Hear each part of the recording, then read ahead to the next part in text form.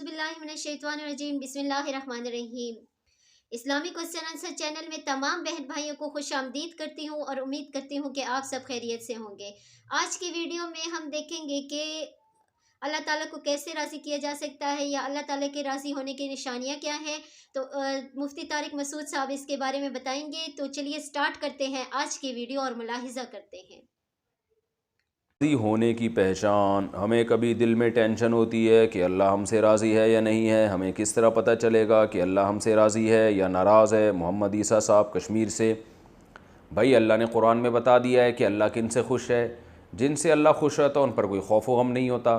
تو اللہ نے بتایا کن سے خوش ہے، الا ان اولیاء اللہ لا خوف علیہم ولا هم یحزنون، اللہ کے جو ولی ہیں، اللہ کے جو دوست ہیں، ان پر کوئی خوف و غم نہیں ہوگا کیونکہ اللہ ان سے خوش ہے۔ اب اللہ کے ولی کون ہوتے ہیں؟ اللہ نے قرآن میں بتا دیا، الذین آمنوا وکانوا یتقون، جو ایمان لائے اور تقوی والی زندگی اختیار کی۔ ایمان کا مطلب جو قرآن نے ہمیں عقیدے بیان کیے ہیں، جو ہمارے بیسک عقائد ہیں، اللہ ہی مشکل کشا، اللہ ہی حاجت روا، تقدیر پر ایمان ہو، آخرت پر ایمان ہو، فرشتوں پر ایمان ہو اور شرک نہ کرتے ہوں، یہ جو موٹے موٹے ایمانیات ہیں یہ، اور دوسرا وکانوا یتقون، اور وہ گناہوں سے بچتے تھے۔ تو کبیرہ گناہوں سے اجتناب کی توفیق اگر آپ کو مل رہی ہے، فرائض واجبات کی پابندی کی توفیق مل رہی ہے، تو اللہ کی رحمت سے پوری امید ہے، یہ اس کی علامت ہے، یہ اس کا ایک سائن ہے کہ اللہ آپ سے خوش ہے۔ اور اگر کبھی گناہ ہوتا ہے لیکن فوراً توبہ کی توفیق مل جاتی ہے، اس وقت تک آپ کو تسلی نہیں ہوتی جب تک آپ توبہ نہ کر لیں، تو بھی اس کی علامت ہے اللہ آپ سے خوش ہے۔ لیکن اگر معاملہ ایسا نہیں ہے بلکہ آپ کبیرہ گناہ بھی کرتے ہیں، مثلا مرد ہے تو داڑھی کاٹتا ہے، عورت ہے پردہ نہیں کرتی ہے، یا فرض نماز آپ قضا کر دیتے ہیں جان بوجھ کر، یا چغلیاں غیبتیں کرتے ہیں، یا لوگوں کے پیسے لے جائیں تو پولیس سے بھی نہیں نکلوا سکتی آپ سے پیسے، آپ لوگوں سے جو معاہدے کرتے ہیں ان کو پورا نہیں کرتے، پیسے لیے آپ نے کہ بھئی میں فلاں تاریخ کو دے دوں گا اور فلاں تاریخ آ گئی ہے، وہ بیچارہ آپ کے گھر کے باہر کھڑا ہوا پریشان ہو رہا ہے۔ اسی طرح آپ اگر آدمی ہیں اور بیوی کے حقوق ادا نہیں کر رہے، یا عورت ہیں شوہر کے حقوق ادا نہیں کر رہی، یا اولاد ہیں والدین کے حقوق ادا نہیں کر رہے، والدین ہیں اولاد کے موٹے موٹے جو بیسک حقوق ہیں ادا نہیں کر رہے، تو یہ ساری چیزیں اگر گڑبڑ ہو رہی ہے تو اس کا مطلب ہے بھائی اللہ آپ سے راضی نہیں ہے، کیونکہ اللہ نے قرآن میں بتا دیا ہے کہ میں کن سے راضی ہوں کن سے راضی نہیں ہوں۔ تو اللہ ان سے راضی ہے جن کا عقیدہ بھی درست اور کبیرہ گناہوں سے اجتناب کی توفیق ملتی ہے۔ چھوٹے موٹے گناہوں کے بارے میں اللہ نے قرآن میں فرما دیا، ان تجتنبوا کبائر ما تنہون عنہ نکفر عنکم سیئاتکم، اللہ فرماتے ہیں بڑے بڑے گناہوں سے بچو گے تو چھوٹی موٹی غلطیاں جو ہر انسان سے ہو جاتی ہیں اللہ فرماتے ہیں میں اس کو معاف کر دوں گا، تو وہ بار بار نہ ہوں، بس کبھی کبھار ہو جاتی ہیں انسان سے، لیکن جو بڑے بڑے جرائم ہیں جن کو کبیرہ گناہ کہا جاتا ہے ان سے اجتناب کرنا فرض ہے۔ تو وہ اگر آپ کو توفیق مل رہی ہے تو اللہ سے امید ہے کہ انشاءاللہ اللہ آپ سے راضی ہوگا۔ باقی اس کی کوئی ایسی علامت نہیں ہے کہ جی وہ اللہ اگر راضی ہے تو اس کا مطلب پیسے بہت آ رہے ہیں اس کا مطلب اللہ راضی ہے، ایسا نہیں ہوتا۔ بعض دفعہ اللہ جن سے راضی ہوتا ہے ان کو پریشانیوں میں ڈال دیتا ہے اللہ تعالیٰ، اور بعض دفعہ خوشیوں بھی دے دیتا ہے اللہ تعالیٰ۔ تو یہ دنیا کی خوشیاں، دنیا کی ٹینشنیں، دنیا کی پریشانیاں، یہ قطعاً اس کی علامت نہیں ہے کہ نہ پریشانی اس کی علامت ہے کہ اللہ آپ سے ناراض ہے، نہ خوشی اس کی علامت ہے کہ اللہ آپ سے خوش ہے۔ اللہ اعمال کو دیکھتا ہے۔ رسول اللہ صلی اللہ علیہ وسلم نے ارشاد فرمایا، ان اللہ لا ينظر الى صورکم ولا الى اموالکم ولکن ينظر الى اعمالکم، صحیح حدیث ہے۔ آپ صلی اللہ علیہ وسلم نے فرمایا اللہ تمہاری شکل کو بھی نہیں دیکھتا، اللہ تمہاری دولت کو بھی نہیں دیکھتا، اللہ صرف تمہارے عمل کو دیکھتا ہے، اور الی قلوبکم بھی ہے کہ تمہارے دل کو دیکھتا ہے اور تمہارے عمل کو دیکھتا ہے۔ آسک مفتی طارق مسعود۔ ایک طوفان مچا ہوا ہے فیس بک پہ، ایسے ایسے خطیب ہل رہے ہیں اور لوگ بے وقوف، تو کس کو فالو کرنا ہے، کس کو اپنا باپ بنانا ہے۔ وَجَعَلْنَا مِنْهُمْ أَئِمَّةً يَهْدُونَ بِأَمْرِنَا لَمَّا صَبَرُوا، دیکھو ایسا نہیں ہو سکتا کہ آپ انسان کو فالو نہ کرو، آپ کو میں کتابوں کو مانتا ہوں، کسی شخص کو فالو نہیں کرتا، یہ کہنے کی باتیں ہیں، حقیقت کی دنیا میں یہ نہیں ہو سکتا۔ جو لوگ کہتے ہیں نا ہم صرف کتابوں کو مانتے ہیں، بابوں کو نہیں مانتے، اماموں کو نہیں مانتے، تو ایسے لوگوں کو بھی ان کے ماتحتوں نے باپ بنایا ہوا ہوتا ہے، وہ اس بابے کو بابا مان رہے ہوتے ہیں۔ بابے کی ڈیفینیشن کیا ہے؟ جس کو آپ فالو کرو وہ آپ کا بابا ہے، چاہے وہ جوان ہو چاہے وہ بوڑھا ہو، جس کو آپ فالو کر رہے ہیں وہ آپ کا کیا ہے؟ بابا ہے۔ تو انسان ہمیشہ انسان کو فالو کرتا آ رہا ہے، تبھی تو اللہ نے پیغمبر بھیجے نا انسان، ان کو فالو کرو۔ ایسے نہیں دے دیا کہ کتابیں دے کے پیغمبر چلے گئے کہ بس کتاب کو فالو کرو، کبھی بھی ایسا نہیں ہوا۔ ہر پیغمبر کتاب بھی لایا اور ساتھ ساتھ کہا کہ اس کتاب کو سمجھنے میں فالو کس کو کرنا ہے؟ مجھے۔ اور پیغمبر ایسے افراد دنیا میں چھوڑ کر گئے کتاب کے ساتھ کہ اب کتاب کے ساتھ ساتھ ان افراد کو فالو کرنا ہے۔ پھر وہ افراد ایسے افراد کو چھوڑ کر گئے، کتاب بھی دے کر گئے اور کتاب سکھانے والے افراد بھی دے کر گئے اور بتا کر گئے کہ اب کتاب کو سمجھنے میں فالو ان کو کرنا ہے۔ یہ سلسلہ 1400 سال سے آج تک چلا آ رہا ہے۔ کتاب بابے کے بغیر سمجھی نہیں جا سکتی، جس نے بھی سمجھی ہے گمراہ ہوا ہے، وہ برباد ہو گیا ہے، وہ سیدھے راستے سے ہٹ گیا ہے وہ۔ اور یہ اللہ کی سنت ہمیشہ سے رہی ہے۔ وَجَعَلْنَا مِنْهُمْ أَئِمَّةً يَهْدُونَ بِأَمْرِنَا، اللہ فرماتے ہیں بنی اسرائیل میں ہم نے ایسے امام بنائے تھے جو ہماری ہدایات پر لوگوں کو سیدھا راستہ دکھایا کرتے تھے۔ عام پبلک ان اماموں کو فالو کرتی تھی۔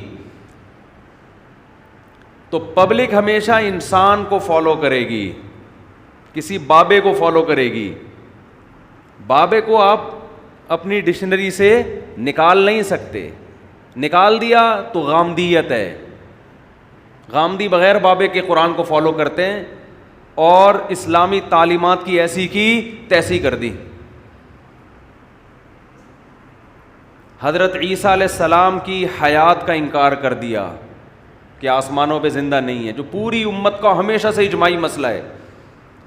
قادیانیوں کے بارے میں کہہ دیا کہ ہم ان کو کافر نہیں کہہ سکتے۔ گھمانے کو بہت چیزیں گھمائی جا سکتی۔ غیر اسلامی ریاستوں کے بارے میں کہہ دیا کہ وہاں جمعہ نہیں ہوتا، کہ جمعہ پڑھانا حاکم کا کام ہے، اسلامی حکومت کا کام ہے۔ ان سب کے جواب میں دے چکا ہوں۔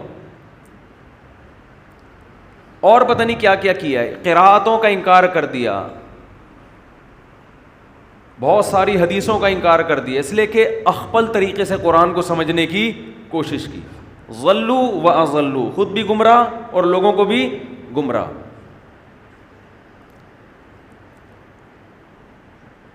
حق پرست آدمی جب بھی قرآن و سنت کو سمجھتا ہے وہ کہتے ہیں اسلاف سے کیا تواتر کے ساتھ چلا آ رہا ہے۔ اور یہ نہیں کہ اسلاف آپ ایک دم 1400 سال پیچھے چلے جائیں، اسلاف کی بھی وہ تشریح جو ان کے شاگردوں نے کی ہو، پھر ان کے شاگردوں کی وہ تشریح جو ان کے شاگردوں نے۔ یہ سلسلہ ایک سیکنڈ کے لیے بھی ڈسکنیکٹ نہیں ہوا ہے۔ میں اس لیے بار بار لوگوں سے کہتا ہوں، کوئی بھی شخص اپنے آپ کو عالم کہتا ہو یا یہ کہتا ہو کہ میں قرآن و حدیث کو جانتا ہوں، سب سے پہلا سوال تمہارے بابے کا نام کیا ہے جس سے تم نے قرآن و سنت سیکھا؟ اور اس بابے کو ہم جب مانیں گے کہ جب وہ اپنے بابے کا نام بتائے، اور اس دادا بابا کو ہم جب مانیں گے جب پردادا بابے کا نام بتائے۔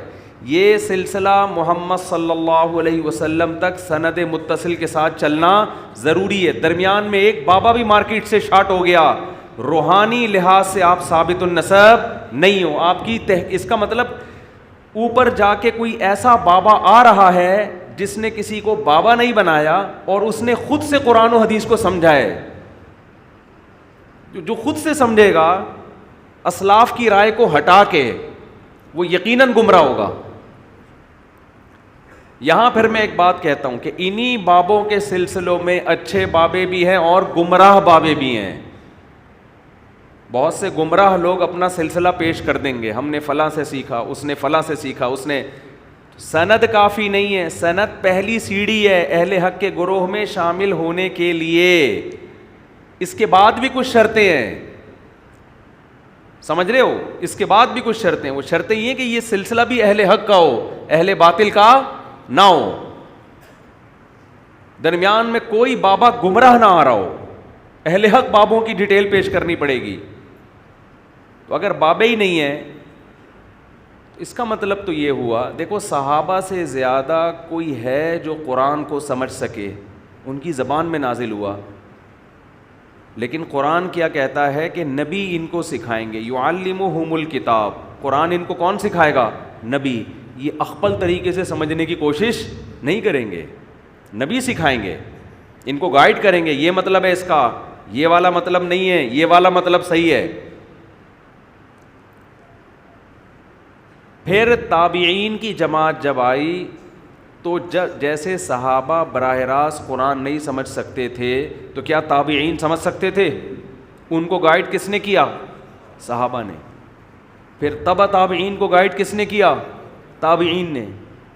تو یہ سلسلہ صدیوں سے آج تک چلا آ رہا ہے. ہمارے تمام دینی مدرسوں میں جب حدیث پڑھائی جاتی ہے, قرآن پڑھایا جاتا ہے, پوری سندیں آج تک الحمدللہ سب کے پاس محفوظ ہیں. ہاں, انہی میں گمراہ بھی ہو جاتے ہیں. تو یہ جو ایک نعرہ لگا ہے نا, میں قرآن و سنت خود سمجھتا ہوں, میں کسی کی تقلید نہیں کرتا, تو یہ خود گمراہی کی سب سے بڑی دلیل ہے. کہ آپ ایک نئے پیدا ہوئے ہیں کیا؟ 1400 سال میں آپ ہیں جو ایک نئی چیز مارکیٹ میں آئی ہے, باقی سارے کیا گھاس کھا رہے تھے کیا؟ لیکن لوگ ایسوں کو زیادہ فالو کرتے ہیں, کہتے ہیں یہ آدمی کسی مسلک سے متاثر ہوئے بغیر قرآن و سنت کی صحیح تشریح کرے گا, اس پہ مسلک کی چھاپ نہیں ہے, اس پہ مسلک کی چھاپ نہیں ہے, یہ تشریح کر ہی نہیں سکتا صحیح, یہ اپنی رائے پہ آپ کو لے کر آئے گا جو پوری امت کے بولو خلاف ہوگی. اور یہ بات خوب سمجھ لیں, مسلک آٹومیٹیکلی وجود میں آتے ہیں. جو اس طرح کے لوگ ہوتے ہیں نا جن پر مسلک کی چھاپ نہیں ہوتی, وہ ایک نیا مسلک لانچ کر رہے ہوتے ہیں. لوگ کہتے ہیں کسی مسلک کو فالو نہیں کرتے, یہ ایک نئے مسلک کی بنیاد رکھ رہے ہیں. جب ان کو 1000 20,000 30,000 1.5 لاکھ لوگ فالو کرنا شروع کر دیں گے تو وہ ایک فرقہ بن جائے گا, ایک نیا مسلک ہوگا, اور اس مسلک کا نام بھی عوام خود ڈیزائن کرے گی کہ اس کا نام کیا رکھنا ہے ہم نے. مسلکوں کے نام خود سے نہیں رکھے جاتے, پبلک رکھتی ہے. سمجھتے ہیں کہ نہیں سمجھتے ہیں؟ جی میرے پیارے پیارے حاضرین و ناظرین, یہ تھی آج کی ویڈیو. آج کی ویڈیو آپ کو بے حد اچھی لگی ہوگی. اچھی لگی ہے تو اس کو زیادہ سے زیادہ شیئر کیجئے, سبسکرائب کیجئے. ملتے ہیں اگلی اچھی سی ویڈیو میں, تب تک کے لیے جزاک اللہ خیر. اوکے, اللہ حافظ.